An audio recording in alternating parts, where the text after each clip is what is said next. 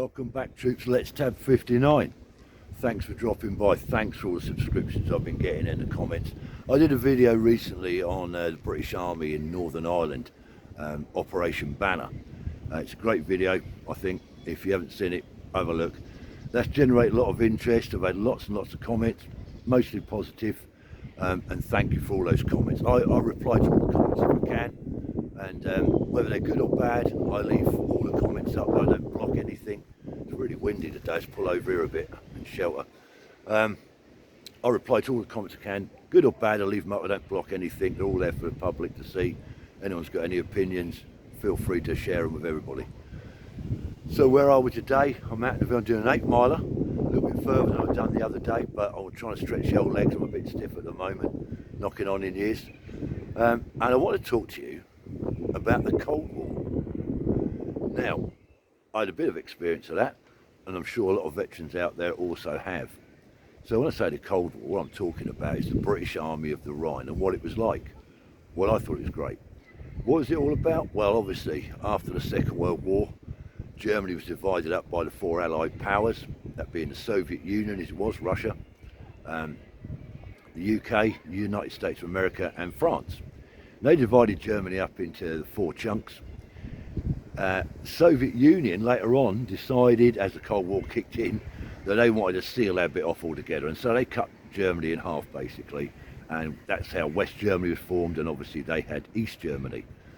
The old capital of Germany, Berlin, that fell within the Soviet Union's area, East Germany, and so they walled that off, and hence the Berlin Wall. And again, in West Berlin, the bit that the Allies had, that was broken down into 3 sectors as well.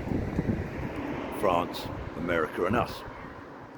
And then the Soviets had the rest. So that was Berlin, but West Germany, as it became, was looked after by the 3 Allied powers, and the British had the British Army of the Rhine, we're mainly the north of West Germany. And that's where I was stationed. I went out there in 77 till about 85. What was it like? It was great fun, mostly. I mean, we spent a lot of time on exercise. I'd say at least 3 months a year, if not more, just doing exercises, whether it's unit level or divisional level, brigade level, whatever. Right up to the big NATO exercises. Some of you will remember things like Spearhead, Exercise Crusader, Exercise Lionheart. I think later on there's one called Reforger, but I wasn't part of that. I remember Crusader being about 6 weeks long. We're all out, stuck out in the fields, not moving much, very static, staggering on out there on exercise. Apart from that, obviously done a lot of courses, and in between that you'd go to Northern Ireland now and again. But what was Germany itself like? Well, I got out there, West Germany, the people were great. I thought it was fantastic, and I wasn't used for the German lager. I'd been drinking brown and mild back in the UK. Next minute it was on this German lager, just a totally different ball game. The 17-year-old soldier out there. You get everything tax-free if you wanted, cars, petrol, pretty much everything, fags, booze. You had a family snaffy, you had naffy in your camp. So everything was pretty much tax-free, and you got an LOA, a living overseas allowance, which is a little bit extra money for the cost of living difference. So you got more money, you had a bit more leave. I think we had 6 weeks a year back then, when the rest of the soldiers back in the UK probably only got 4 weeks leave. So that was good. And you just seemed to have money, for everything. You'd blow it all at the beginning of the month if you're a single soldier, but you know, everything was sorted out for you, food and accommodation. One thing that was a bit strange out there and a bit of a pain, and please, if you remember this, any of you Cold War veterans out there that were out in Germany, if you remember this, do you remember going on sight guard? Sight guard, wow. So, those of you who don't know, there was these various sites out there in West Germany that supposedly had nuclear weapons or parts thereof stored within them. Big bunker complexes, sealed off with triple fencing, etc., and guard towers. And I don't know about anyone else, but our unit used to spend about 2 weeks a year, normally in the summertime, normally around my birthday, believe it or not. I had my 21st birthday in one of the towers. And we'd go out there and guard this site. And you'd stag on in these guard towers, watching these bunkers, which were owned by the Americans and American forces on the inner compound. We were on the perimeter bit. And you stag on up in the towers for a few hours at a time, and there'd be a prowler sentry walking between the towers. And there was also like the main compound where you were housed, the guard room if you like, and in there you had the SAT and the BAF, the security alert team, backup alert force, and they were on seconds or minutes to get called out if anything kicked off.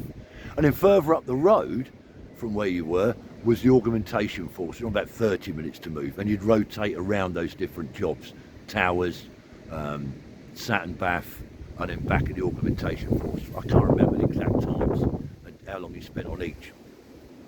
But that's what you did on site guard. And there was one at Senelaga. I remember going there and doing a site guard. And there was also one in Münsterlager, I believe. We never had any dramas, of course. It was just very, very boring. Gave you a shitload of ammunition compared to what we had in Northern Ireland. I mean, we had, I don't know, 100 rounds a man or something to do on site guard in the old SLR days. It was boring. You done it for 2 weeks and that was it. But it come round every year. Nothing ever really happened, like I say. I think one time out there we had a lot of CND protesters, like band of bomb type people come down and sort of surrounded the place up to the fencing, and we all got called out and panicked. Everyone was panicking, but nothing come of it. They just out there protesting until the German civ police come along and wait away. Sorry about the wind, it's really picking up again. Anyway, thanks for tuning in, guys. It's always a pleasure to talk to you. Hope you're enjoying some of what I'm doing. I'll try and keep going. Christmas is coming, there's more to come yet. Obviously at the end there's always going to be one top tabbing tip, top tabbing tip, top tabbing combat tip. Remember this one, friendly fire isn't. Until the next time, lads, let's tab.